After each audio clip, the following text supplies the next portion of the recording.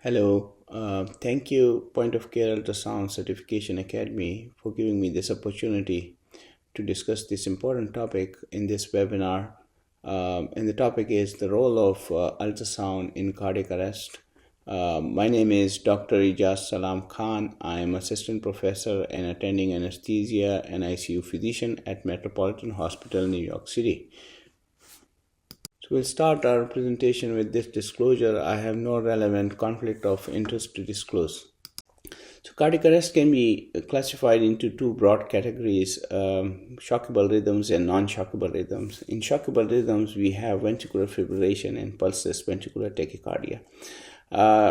In these shockable rhythms, you have distant EKG changes. If you have an unconscious patient with no pulse and you see those distinct EKG changes, the recommendations are to shock these patients early because that improves mortality in these patients. In non-shockable rhythm, we have pulseless electrical activity and asystole. Pulseless electrical activity is again, there is an organized electrical activity on EKG, but there is no pulse in this patient. And the recommendation in both pulseless electrical activity and asystole, which presents on EKG as a flat line, are to resume CPR and give epinephrine and look for reversible causes, because early defibrillation in these patients does not improve outcome. Survival from in-hospital cardiac arrest is improving, but still poor, and it depends on many factors, including the initial rhythm. So if you have a rhythm which is shockable, survival to discharge is approximately around 40 to 50%. And if you have a non-shockable rhythm in initial presentation, the survival is around 10 to 15%, and as you can see in this graph. But unfortunately, non-shockable rhythm are approximately 80% on presentation. And survival to hospital discharge in the US is approximately 25%.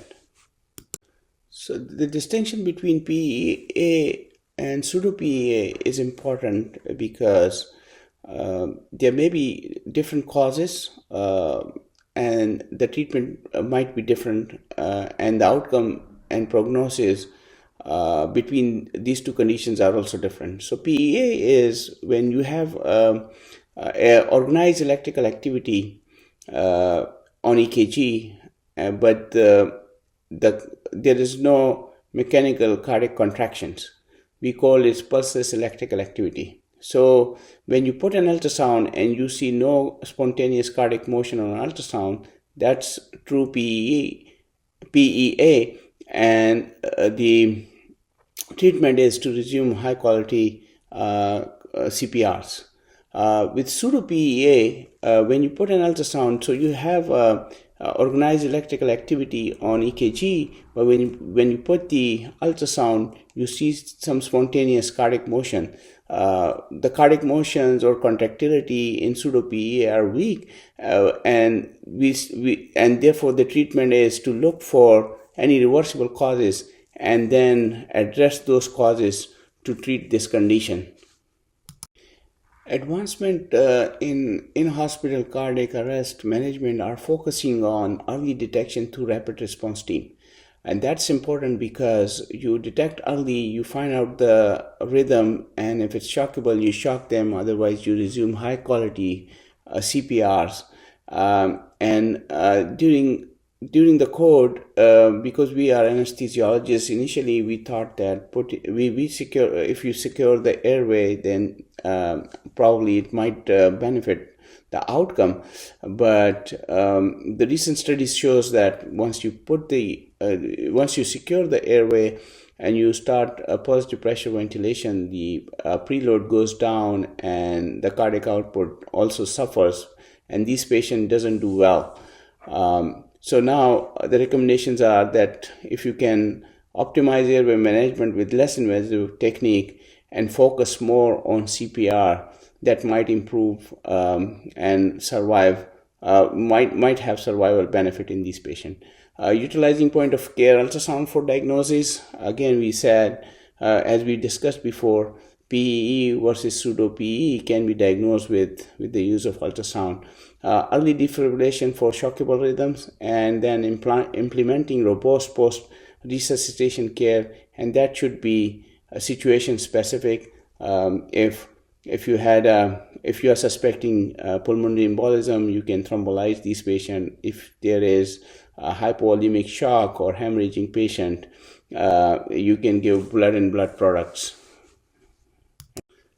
This paper was published in 2008 in New England Journal of Medicine, which showed if you have a shockable rhythm and if you shock the patient in less than 2 minutes, your survival to discharge, survival without major neurologic disability, and survival without major functional disability significantly is improved compared to when you shock these patients for greater than 2 minutes. So if you have a shockable rhythm, early shock, and if you have a non-shockable rhythm, early CPR, both these maneuvers during cardiac arrest improve survival in these patient conditions.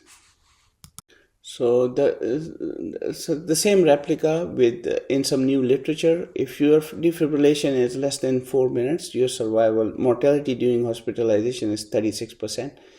If your defibrillation is greater than 4 minutes, your mortality during hospitalization was 50% in this study. And if you don't defibrillate, mortality was 90%. So again, defibrillation is key in shockable rhythms. Ultrasound is redefining cardiac arrest management and allow patient-specific resuscitation strategies. And it can also help to identify reversible causes of cardiac arrest, cardiac tamponade, pulmonary embolism, and tension pneumothorax. It also helps to differentiate between true PE and pseudo-PE, identification of fine VF. It can also help to real-time quality of chest compression during CPR. It can help us to guide interventions like leader compression. It can also give us prognostic information. If you have a cardiac motion on CPR, that those patients are likely to improve compared to if you have a cardiac standstill and after prolonged CPR.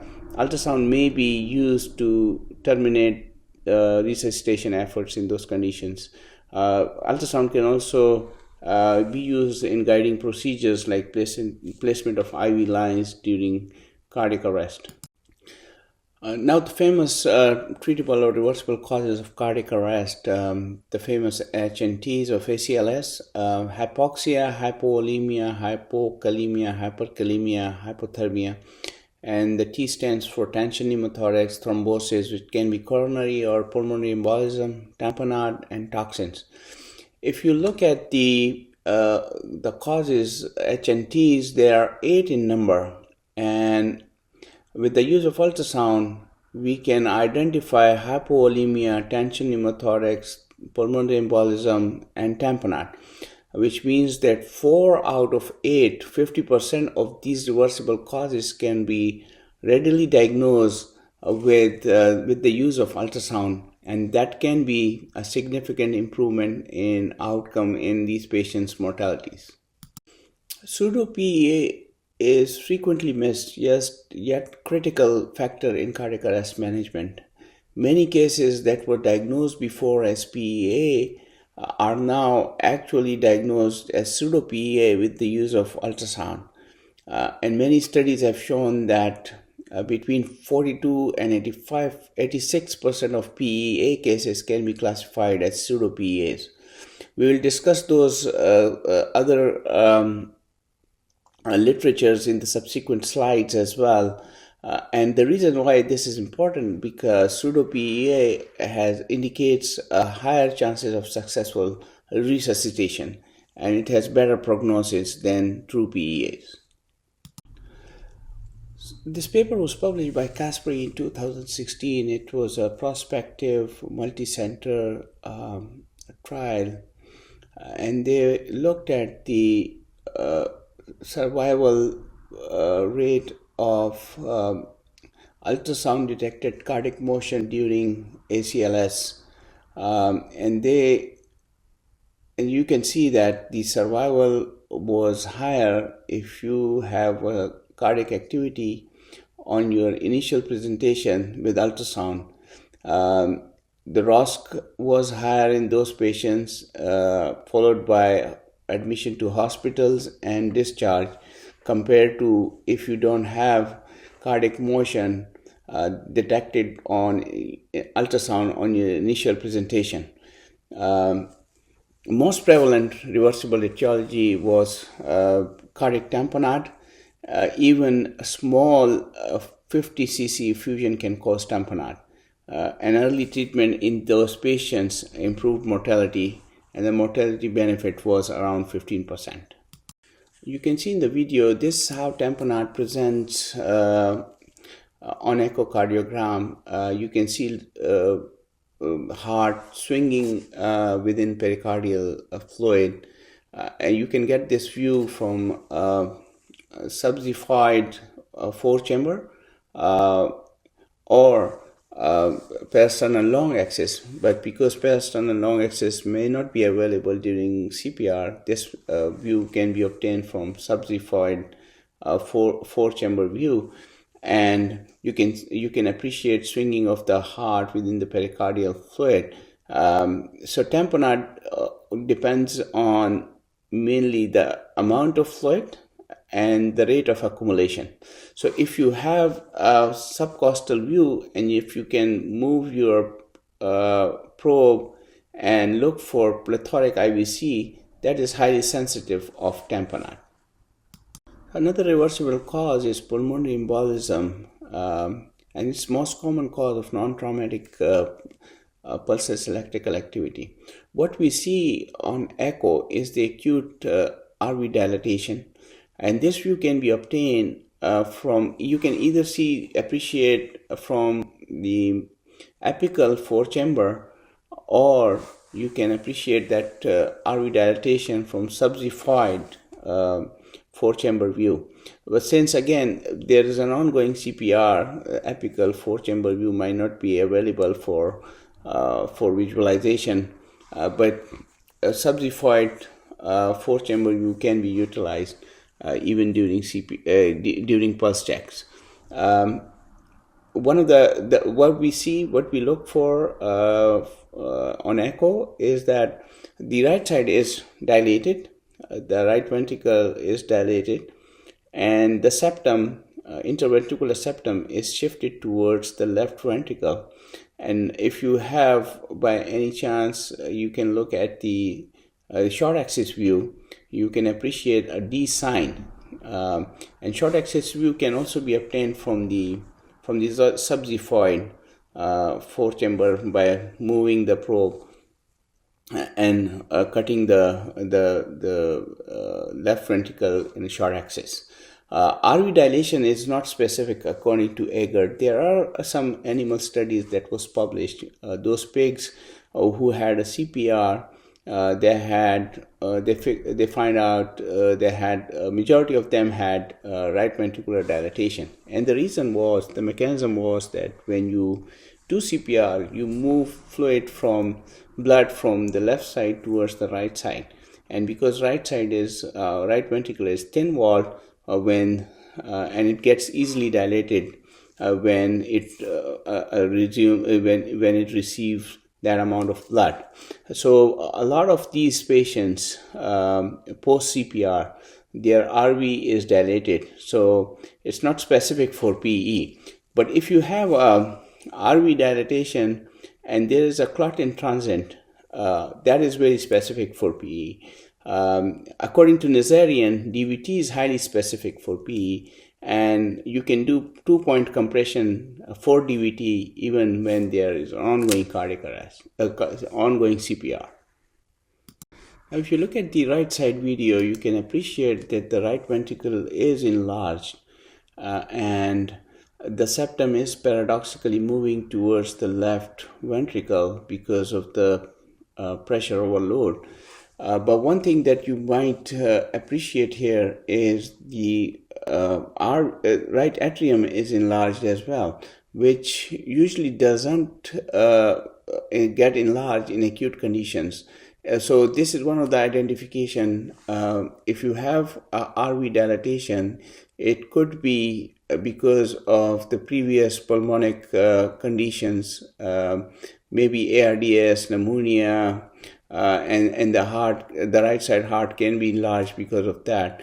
But if you have a right-sided right ventricular enlargement with normal atrial dimensions, that is very sometimes specific for acute pressure overload of the right side.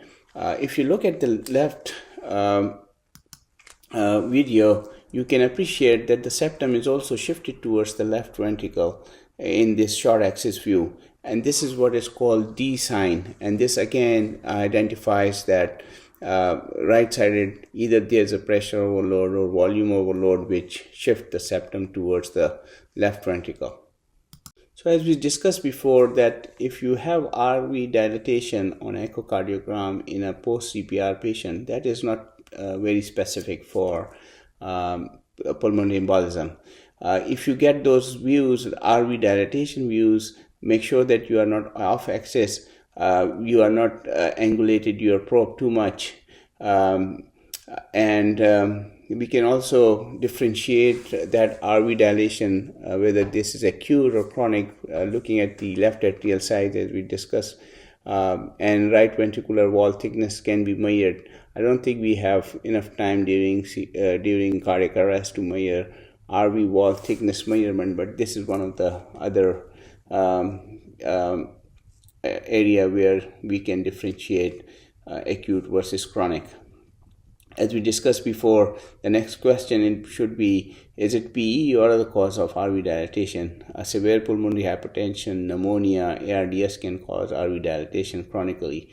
And if this patient is post-arrest, post-CPR, then we know that RV usually is dilated post-CPR in animal studies. So we have this study in humans which looked into RV dilatation post-arrest. So this study was done on 59 patients with echo within 24 hours of cardiac arrest, and they found abnormal RV size in 97%.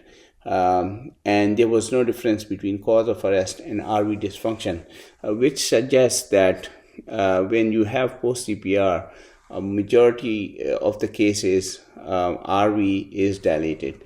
So this is not, RV dilatation is not specific for pulmonary embolism in cardiac arrest. Let's discuss an aesthetic case where patient was at risk for cardiac arrest, and POCUS was utilized to identify the risk and with change management and patient outcome. We had a 86-year-old man with a past medical history of hypertension, diabetes, heart failure with reduced ejection fraction, a second-degree heart block with pacemaker insertion, atrial fibrillation with aliquots, chronic kidney disease and altered mental status with amnesia. A recent echocardiogram demonstrated severe diffuse left ventricular hypokinesia with an ejection fraction of 20%, moderately dilated RV with increased RV wall thickness and hypokinesia and severe tricuspid wall regurgitation. The patient was scheduled for intramedullary nail fixation of the left femur. So we got these views. So if you look at the right image, you can appreciate that the right atrium is enlarged and there is a pacemaker wire going to the right side. If you look at the middle image, you can appreciate that there is a significant tricuspid regurg. Then the regurg is almost touching the back wall of the right atrium, which signifies severe pulmonary hypertension. And if you look at the short axis, you can appreciate that there's a D-shaped left ventricle with a shift of interventricular septum towards the left ventricle. If you look at the next image, you can appreciate that a patient has completely left-sided atrial. A second case where we use POCUS images in post-operative care unit in anesthesia patient, and with changed management based on our POCUS views.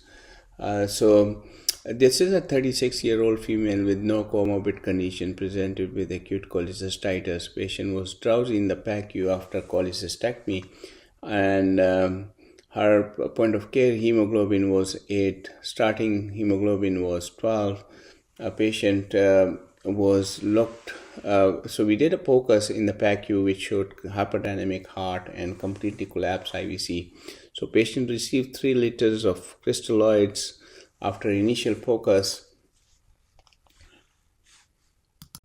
If you look at the right-sided video, which shows short axis view of the left ventricle, you can appreciate hyperdynamic left ventricle along with papillary muscle, that kissing sign, which suggests that patient was hypovolemic. We did initial fast scan on this patient, which was negative, and after 30 minutes we could see some blood in the Morrison pouch and above the liver as well. We could also see on bladder scan blood beyond the uterus. So this patient was managed with blood and blood products in the PACU and was transferred to ICU because CT scan showed there was some blood in the abdomen, but there was no extravasation in the arterial phase, which suggests venous blood. Surgeon was adamant to do conservative management, but we did manage this patient and prevent a hypovolemic shock going into cardiac arrest based on POCUS images, and we did manage her, and she was discharged after 2 days from the ICU under stable conditions. Now coming back to cardiac arrest, if you see the video of the right side, you can appreciate that there's hardly any cardiac, any blood movement, and the heart is flickering. If you see more closely with parasternal long axis view, you can appreciate that the leaflets are moving and flickering as well. And this is fine ventricular fibrillation, and it presents as a asystolic rhythm. But when you put the ultrasound, you can actually appreciate that fine fibrillation, and that could be a game changer, because now you can shock this patient because you move the patient from non-shockable to a shockable rhythm, and that might improve survival in this patient. In one of the study, 12% of outside hospital cardiac arrest who are identified to have cardiac standstill was later proved out to have fine VF with the use of ultrasound.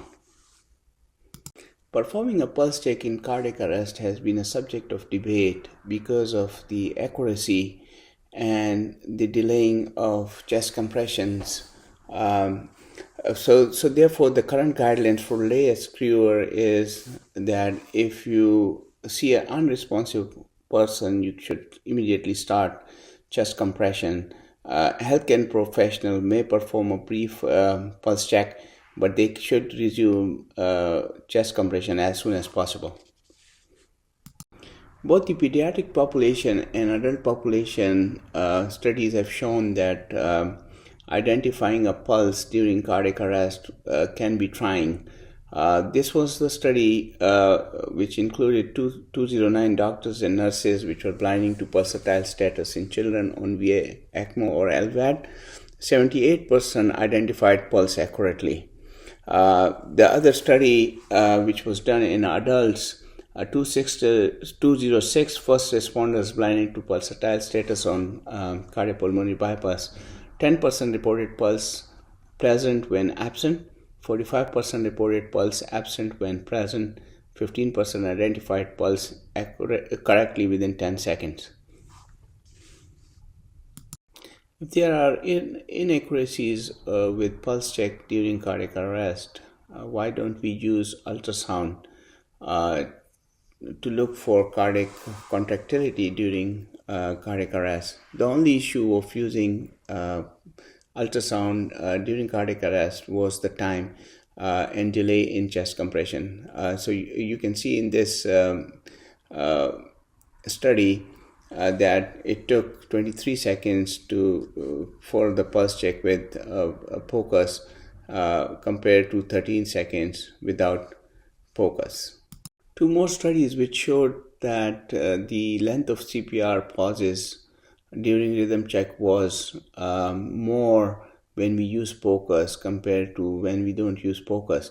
But the good thing about this study was that if you have a trained ultrasonographer, you might decrease the POCUS, you might decrease the CPR pause using POCUS if you are trained. So CPR pauses improve with ultrasound training, and this opened the window for providers that if you can train yourself, you may decrease CPR pauses as per ACLS guidelines.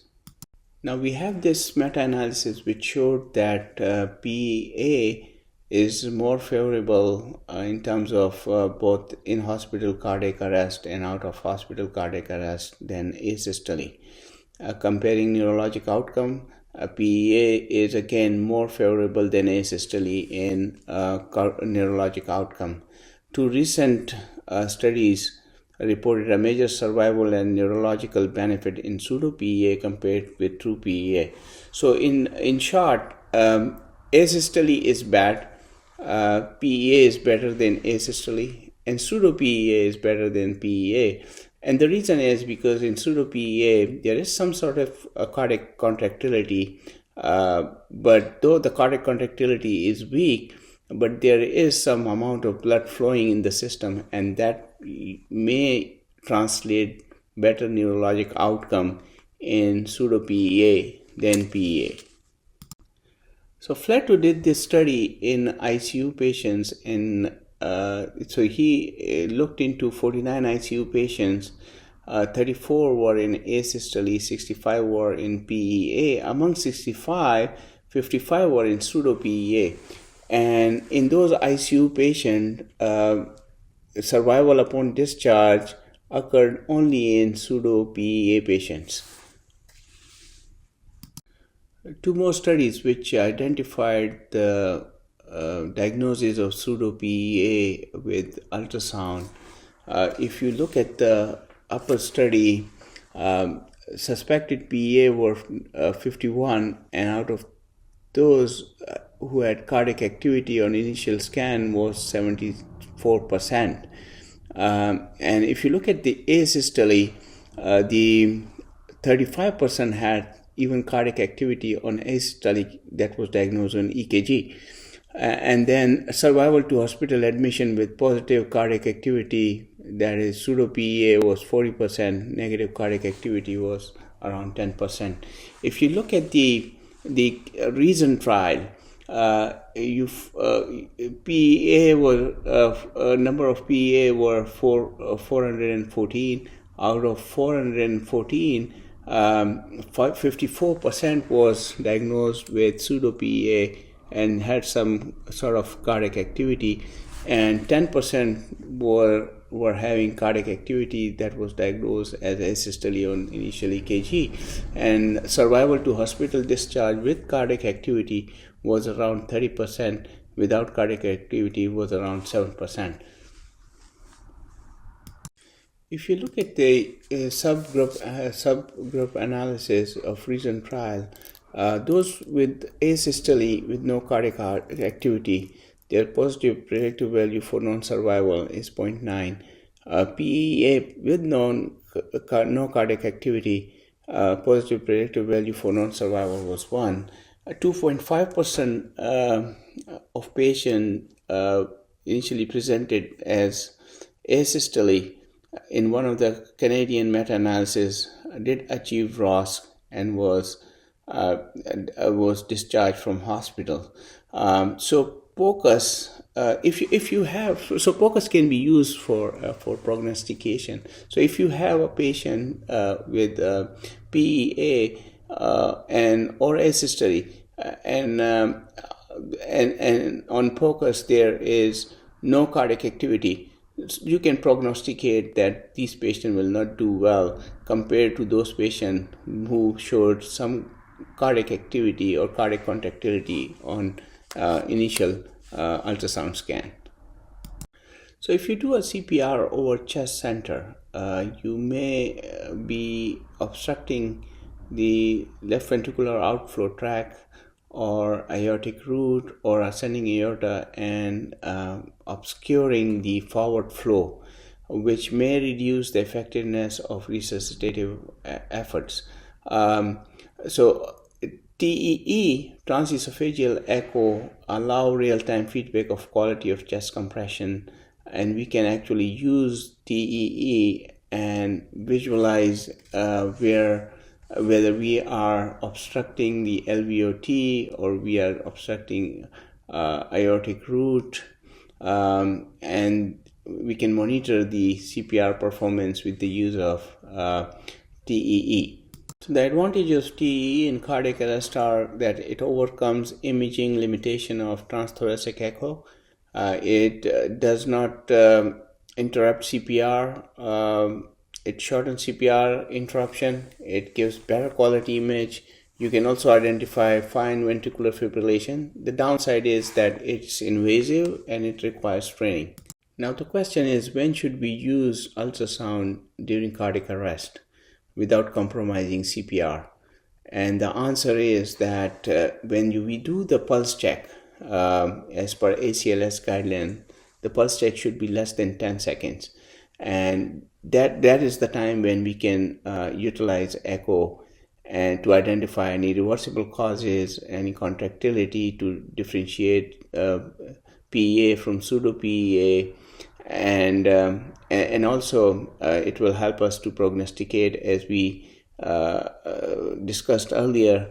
Identification of cardiac motion is the sole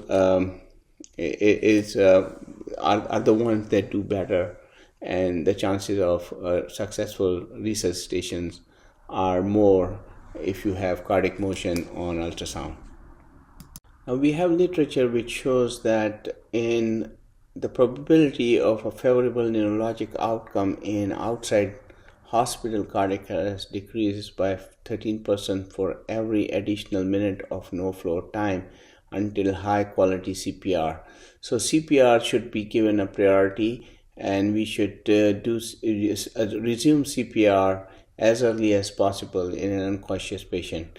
AHA guideline therefore recommends for CPR that pulse check should be less than 10 seconds. If pulse is not detected, then we should resume CPR immediately. Rate of defibrillation success also decreases if the pause is greater than 10 seconds. As we discussed before, that the use of ultrasound should not prolong CPR pauses during cardiac arrest. And if we use ultrasound and we protocolize our scanning, we may be able to use ultrasound and acquire images within 10 seconds window period for pulse check.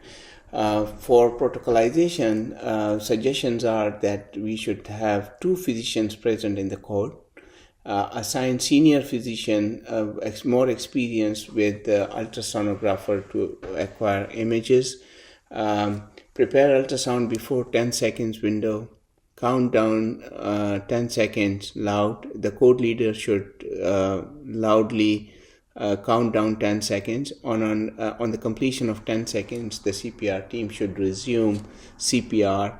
The ultrasonographer or echocardiographer should record scans and review later, and there should be 1 window per pulse check.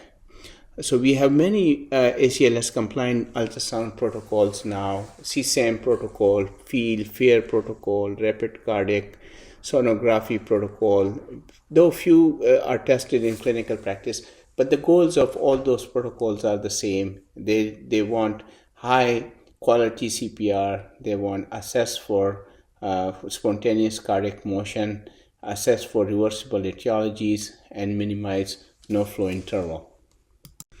This paper was published in Critical Care Medicine in 2007. This kind of opened a window for use of ultrasound in cardiac arrest situations. They looked at, they incorporated field exam in cardiac arrest or shock state, and they were looking at whether they could get diagnostic quality images in cardiac CPR in shock state or in cardiac arrest, and they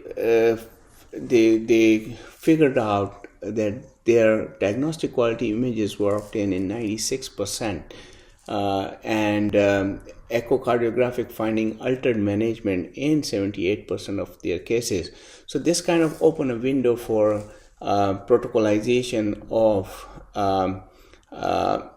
ultrasound use in cardiac arrest situations. Now we will talk about few protocols before we sum up our talk. So this is a protocol of cause, and you can see that if you have a non-arrhythmogenic cardiac arrest, then you go and look for a 4-chamber view of heart. If you have arrhythmogenic cardiac arrest, which means that shockable rhythm, you need to cardiovert or shock them immediately. So you look at the images here. You look at pericardial effusion with collapsed RV would suggest tamponade. Flat RV with flat LV would be hypovolemia. A large RV, RA, massive PE, and if everything is normal cardiac wise, you look for the lung to rule out any lung causes. This is a POCUS cardiac arrest flow chart. You can see that the initial window they utilize is the subcostal view, and then they move on to apical 4-chamber and to locate the anterior lung window for any lung causes of cardiac arrest. But the good thing about this is they continue their CPR, they set up the ultrasound, and then locate subxiphoid window and then record the images. And once they are done with the 10 seconds window of pulse check, they resume CPR, and during CPR they communicate with the team leaders and code leaders, and then they scan other areas as well. So the aim of POCUS is to find out reversible causes and to treat them to improve outcome. And this is a system protocol where they utilize the cardiac the pulmonic window first to rule out pneumothorax. Then they do DVT scan and to rule out pulmonary embolism, and then the abdominal scan for bleeding, and the fourth is the pericardial effusion. So every protocol is utilizing different areas to scan, but the aim is similar to all these protocols, is to find out reversible cause and to treat them to improve mortality. EGLS protocol is the protocol by our colleagues in New York, and they emphasize on subcostal 4-chamber view, and then this is the only cardiac view they are looking at, and then the protocolization is the same as so you perform 2 minutes of high quality chest compressions, and you announce we are going to do an echocardiogram during the next pulse check. You prepare probe and machine beforehand, prepare the patient by removing any barriers to image acquisition, and announce a pulse check and cardiac ultrasound will be done in 10 seconds. Place the probe on the patient's subcostal region during chest compression to identify window. Perform subcostal 4-chamber view during pulse check. commands after 8 seconds at the latest to resume chest compression. So this is the protocol where they published. They trained their residents to do subcostal window, and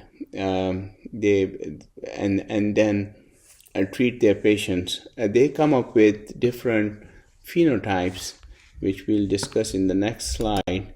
And those phenotypes are that if you have 6 different phenotypes, so pericardial effusion, pericardial tamponade. So if you have pericardial effusion and plethoric IVC, that's mostly pericardial tamponade. If you have dilated right heart, we know that dilated right heart in CPR patient is not pathognomic, but according to their phenotype, it's massive PE. Dilated left heart, massive MI. Underfilled heart is hypovolemia. If you have lung point, it's tension pneumothorax, and if you have large pleural effusion, it's tamponade physiology. So every protocol is using different areas to scan, but the aim of all those protocols are the same: is to find out reversible causes, treat them to get improvement in mortality. So the take-home points from this webinar is that don't delay shock in a shockable rhythm. We know that if you delay shock, the neurologic outcome and functional outcome is worse if you delay shock. Ultrasound use should not delay chest compressions. Pulse check should be less than 10 seconds. There should be minimal no-flow interval. As we discussed before, chest compressions are take priorities, and we resume chest compression as early as possible.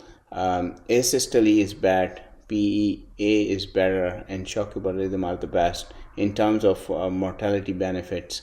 RV dilation is not specific to PE, but DVT is. Ensure chest compression over the LV, and we can use transesophageal echo to find out to give us real-time compression qualities. So I'm thankful for this opportunity. If you have any questions, concerns, you can write it down to me. I will get back to you with the best possible answer. And I'm thankful again that you took your time and attend this webinar. Thank you so much.